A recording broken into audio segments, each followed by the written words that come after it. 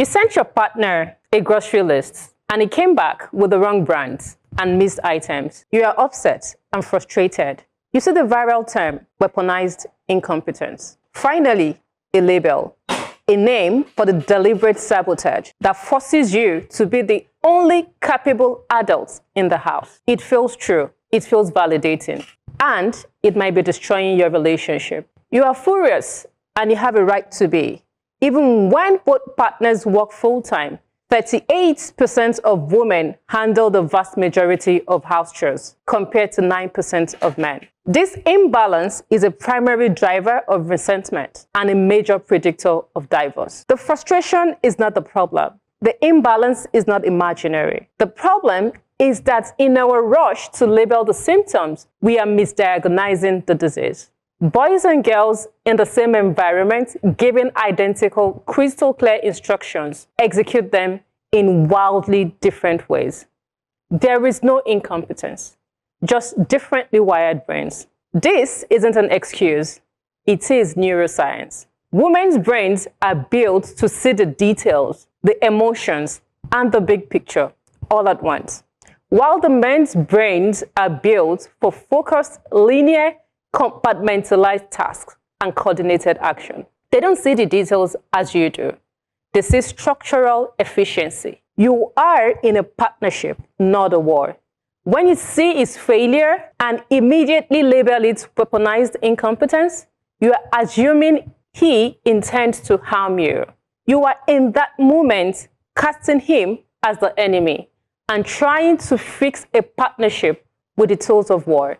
We have to make a different choice and ditch the labels. We need to focus on building a bridge between two different processing styles and a model for our children that men and women can be different without one being deficient. Your man isn't incompetent, his brain is plastic. Your brain is plastic. You can both adapt, but it starts with patience. It starts with grace. It starts with a radical choice to believe that the person you love is your partner and not your saboteur. We can officially give you the title, you are a she for he. Mm-hmm. Best ever. First ever. Have you ever heard that before? Consistent. Consistent, you know. I wish I had an award right now. The way you advocate for men's issues is so refreshing because it just basically shows that there's somebody on the other side looking at us as not being different. Sometimes the differences, you know, between a man and a woman, especially looking at the man, is reflected or portrayed in such a way that the man is seen as a disability. He has a disability. His brain is just not in the right way. And the way it sounds sometimes is so demeaning and so derogatory. And I love the way you framed it when you say you are in a partnership, not a war. Because the reality is that we are different. I cannot be like a woman, and a woman cannot be like a man. And I always say that you as a woman, I always say that you as a woman, you can get the best out of yourself by being female, not by being a man. Because you are your best recognizing your unique traits as a woman. There are traits that I've seen between men and women, and usually, like you said, women are a lot more detailed. Yeah. So, you know, if I walk into this room now, a woman will probably notice, oh, the shoes I'm wearing, you know, whether the color matches or something like that. I mean, they're very detailed like that. A guy doesn't, you know, he will look at not other things. Look at other so sometimes I wonder why women go through all the efforts to try to adopt, because the man who doesn't see it. No, see some things. So. There's some things. There's some things that they see. You know, some things. Yeah, but so the point is, women are a lot more detailed, but the man is unifocused. And sometimes maybe that's the reason why the level of success of a man is different from a woman. Because while the woman's energy is dissipated in too many ways, the man's energy is focused on something, you know. And I see it here, even at this table, when we come sometimes, you find out that some of the female hosts, I mean, she's having a meeting, sometimes I see that you're having a meeting, an online meeting, and you're also doing Just your makeup. You're doing. You're also doing makeup. I'm like, I can't do that. That's why you see me sometimes in the parking lot. I say that because I have a meeting. I cannot combine it. I have to do it. I'm focused. Yeah, spoken well. Thank you. But I know that there are no absolutes in life. You would find that there's some men that actually are effeminate, or they would behave, they would show those attributes. Yeah. So there are no absolutes. That's where I want to start from. I just believe that when people want to go into relationships, we should normalize, even in schools, they should normalize emotional intelligence training. Because when we normalize things like that, we find that people are self-aware. And when you're self-aware, you have the tools to be able to manage relationships. A lot of the relationships that are being ruined these days as a result of a lack of EI. So if we can integrate that into our relationships, then things will definitely work out better, because we don't understand the partner. So even if we take all these tools and say men are like this, there's this book that says men are from Mars, women are from Venus. You might say, okay, this is how men are, this is how women are. But you might find that category of people that don't fit in that box. But if they're emotionally intelligent and they're self-aware, they'll be able to manage any kind of person.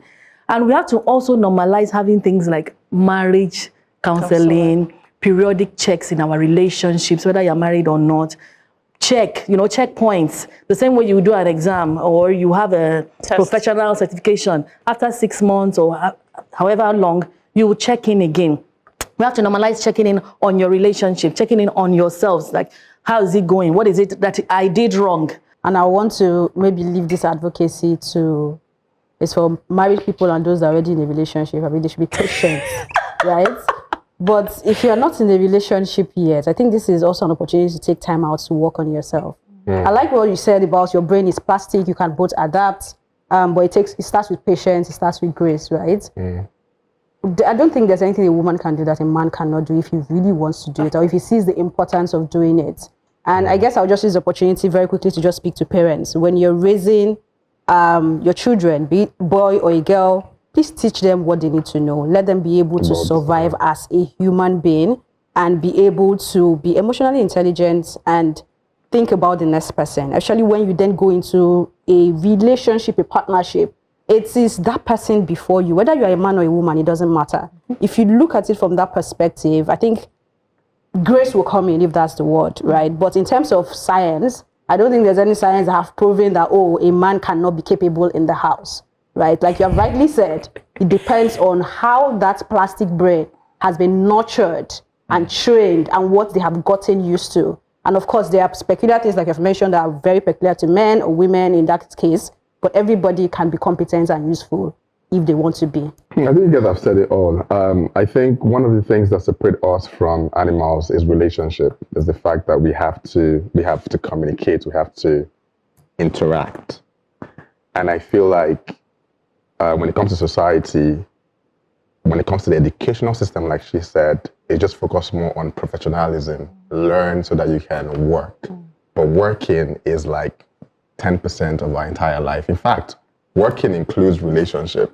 So because of how massive relating is, it should be a core in education. I've said this on this table multiple times. Women should learn about men. Men should learn about women. And if we understand that, I'm beginning to, the more I read books, the more I'm beginning to understand better how to interact with my gender and even the opposite gender. One thing I have learned in all the different relationships that I'm in my life, especially the married people that are married, is you can either be right or married. You cannot be both. And that's fact. So as long as you're open to getting married, understand that you might not be right half of the time. Even if you want to be right, you can't be right. You have to listen to the other person, understand where they're coming from. Their perspective might be totally different, might not even make sense to you. That doesn't mean it doesn't make sense. Yeah. Right? So you can either, I think I'll just leave it that you can either be right or be married, but you cannot be both. It matters how we see it. The glass is both half full and half empty. So how we choose to see it is up to us.